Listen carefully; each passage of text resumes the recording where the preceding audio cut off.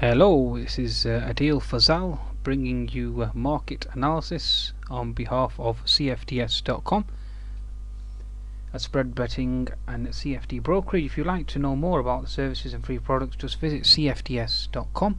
You can see the actual website there, www.cfds.com, or alternatively visit cfds.education for further analysis going forward. Okay, and also my Twitter stream, CFDS education at CFDS_education 2. Okay, folks, let's start with the market wrap up and analysis. It's been a very, very interesting day to say the least. How can I explain the actual exercise, etc. today? And the market price action is going to be a challenge. Okay, let's start with the Asian markets as usual. Okay, so we had the Asian markets down overnight. The Nikkei was obviously under pressure. Topics: Shanghai, Hang Seng was probably the only bright spot out of them all. Okay, with the Shanghai obviously being flat, more or less negative. Okay, so that's the basically bias that we had coming into today. We had the from a fundamental perspective, obviously Asian markets relatively weak and lackluster, obviously has a negative effect or a negative impact. Then we had the Draghi event today as well. Okay, we had economic data out the Eurozone, which was more or less mixed stroke strong. Okay, although UK data was weaker. We had certain elements of the European data being strong, other elements being weak. Okay, but Mr. Draghi was obviously the highlight of the day, and that dictated the price action accordingly. We also had the uncertainty regarding Greece. So far, at this very juncture, at present, the news flow is coming out to be relative or more than positive. Okay, from my understanding or my perspective of things. So the situation with regards to Greece, given the fact that Miss Merkel has stepped up the pressure and the ante, I do expect it to be resolved. I think the rally today, although individuals have attributed the European rally in post Mr. Draghi with him talking about inflation, although inflation has been ticking up recently regardless, so obviously he had to take that hawkish slant. But I do think it's a front running of the resolution in with regards to Greece. That's my personal perspective, although individuals are attributing that to the inflation comments, okay, with regards to Mr. Draghi, okay, and also his comments with regards to volatility, etc., and a sign that he was slanting towards a hawkish nature, i.e. obviously continuation of QE and so on and so forth. And he did mention the Korea dinner speech or the information being leaked, etc., and obviously that was not going to be going ahead or will not be repeated in the future. Okay, so Asian markets down, Greece uncertainty, economic data mixed, although US data, jobs data did come in line, so I interpret that as being bullish in terms of growth, which is obviously positive news. Okay, and that should certainly help the US dollar. Okay, so I've overcome the fundamentals. Now let's have a look at the technicals, folks. Okay, with regards to the FTSE 100. Okay, so the FTSE itself closed positive, up 0.3%, even though Asia was more or less mixed, and even with in the face of obviously a weaker economic data. Okay, now the reason why that was the case was most likely due to the actual oil sector being strong with regards to the comments out of OPEC. Okay, in terms of the growth going forward and comments regarding the glut. Okay, and that's basically the reason why the FTSE itself was pretty impressive today. Although I was surprised at the actual strength itself as well.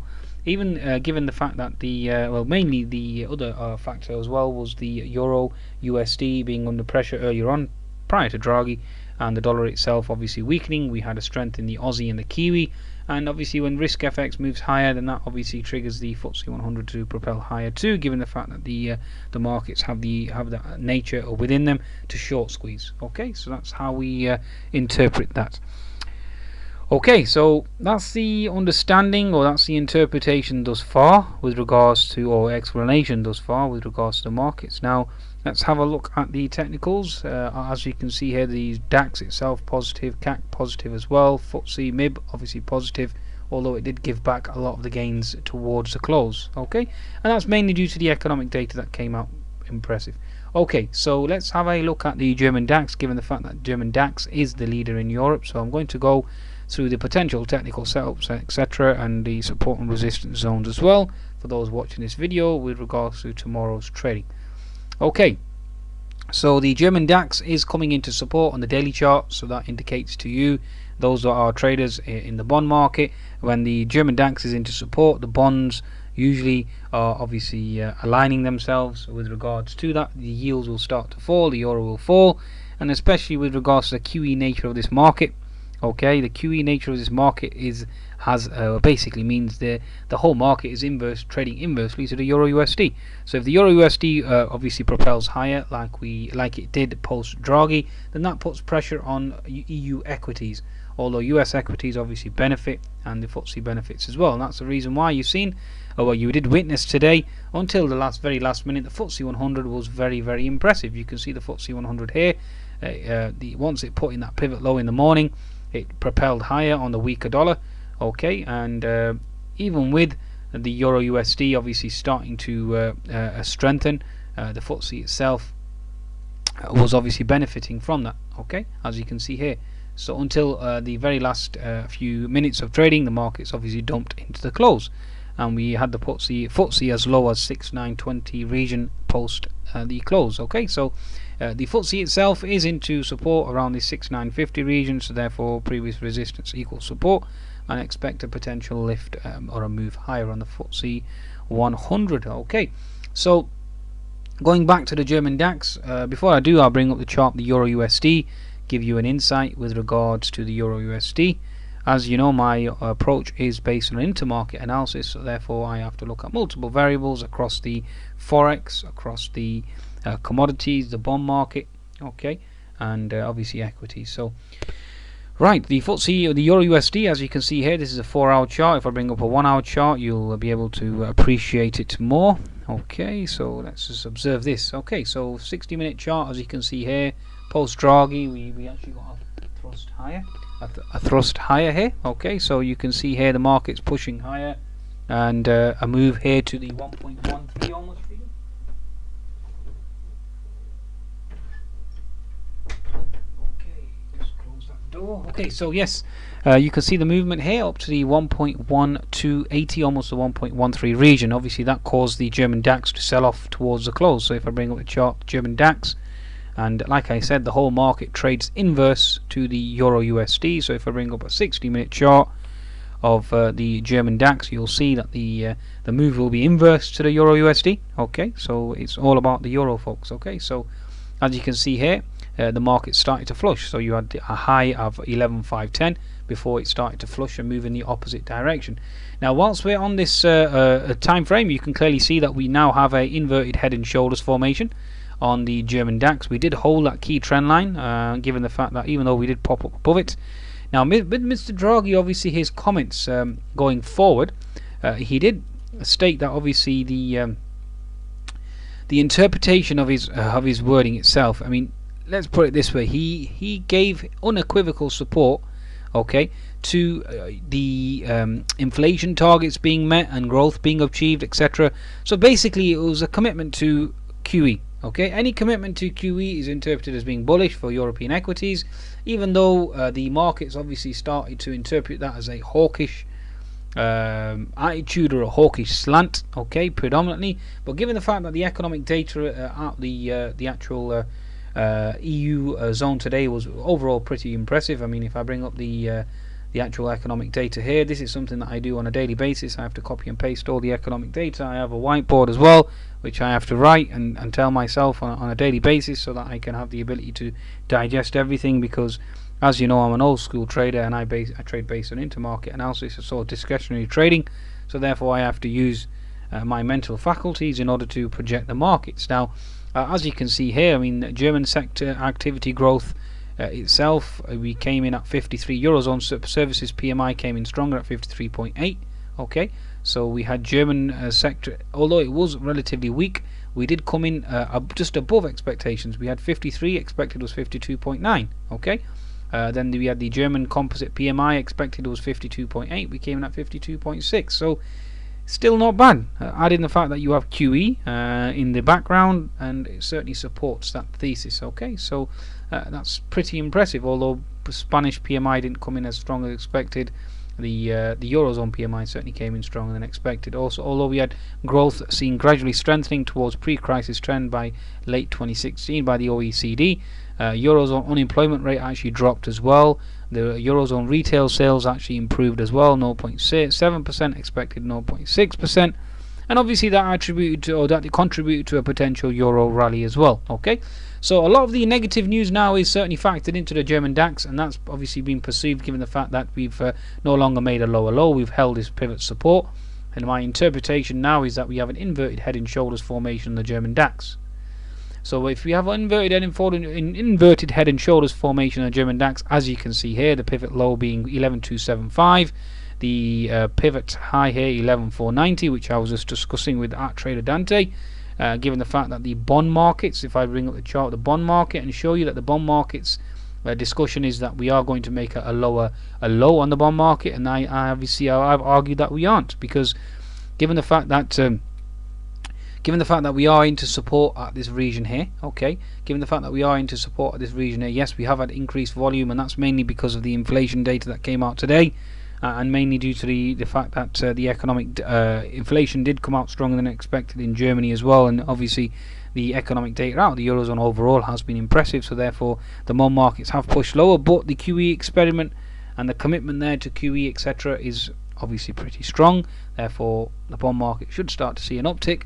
The QE trade should certainly kick in with Euro USD moving lower, and obviously your European equity should actually short squeeze higher, okay, given the fact that everything trades inverse to the Euro USD, and the QE experiment is certainly active and valid, and from my perspective never trade against central banks. Okay, that's my interpretation of events, hence the reason why the Euro bond will obviously hold that low and actually start to bounce as well.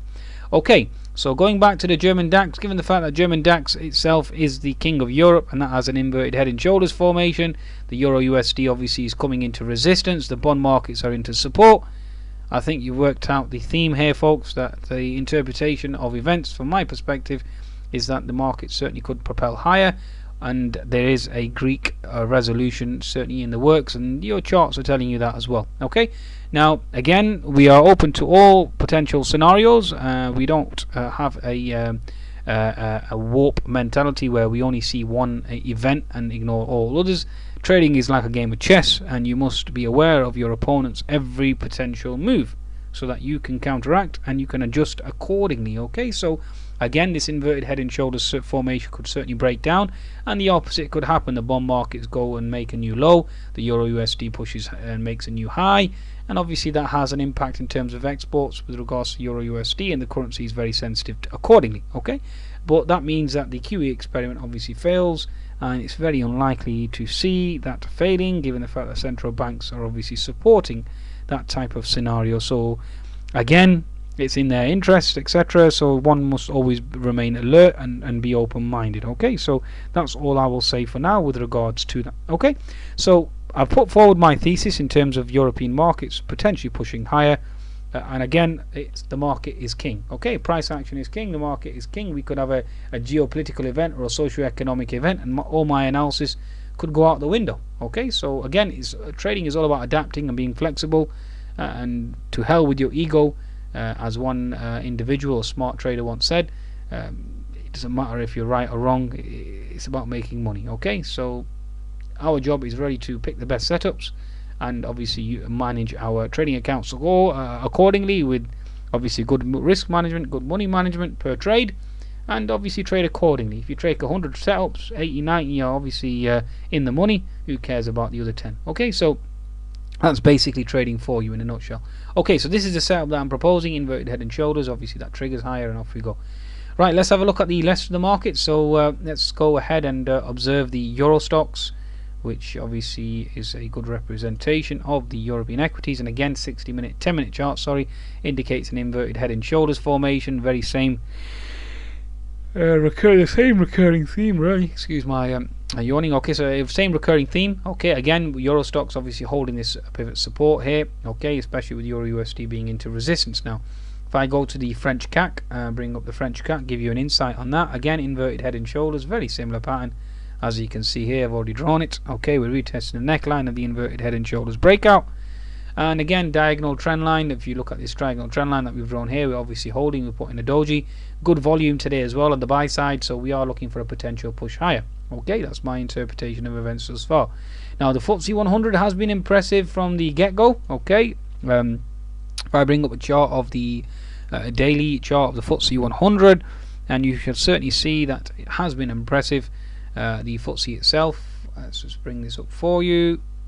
Let's just delete all this. Okay, now initially I did expect this trend line to break, and obviously the markets certainly push lower. Okay, now we did push higher above it, and now when we tend to start to push higher intraday, we got a high of a 6988. When we start to push higher like that, that's quite impressive, and that shows that buyers are certainly obviously around and certainly are active in the markets, and therefore one must pay homage and respect to them. So I'm going to delete this diagonal trend line for now, and we have to respect the bottoming tail that was put in the day before, especially yesterday. Okay, so that itself I must respect and observe. Okay, especially given the fact that US equities have started to show some strength, especially with the jobs data today, and that certainly bodes well going forward. Also, with regards to the euro or oil itself, given the actual bullish comments for oil, that itself obviously is being interpreted as bullish for the FTSE 100. Okay, even though the FTSE showed strength with a weaker economic data today, that itself is a very positive sign for my interpretation based on the actual observing the charts. Okay, of the actual equity markets. And also given the fact that the Aussie USD and New Zealand Kiwi have obviously stabilized as well after their immense sell-off. Okay, that itself is certainly needs to be respected too, from my understanding of the markets thus far. Okay, so as you can see here, we were selling off on the Aussie USD, but the market itself has negated the downtrend, and therefore the uptrend is certainly obviously full steam ahead. Okay, so that's the interpretation of events from the currency markets, the equity markets, and the bond markets, folks. Okay, so I am acting as an analyst on behalf of CFDs.com. Certainly visit their website, and certainly visit my Twitter handle, and there is an offer as well for traders at present, so certainly take advantage of that. If you are interested in a 25% cashback bonus offer, etc., please contact me, and I'll certainly get that applied for you. Risk on, risk off, wax on, wax off. Goodbye now.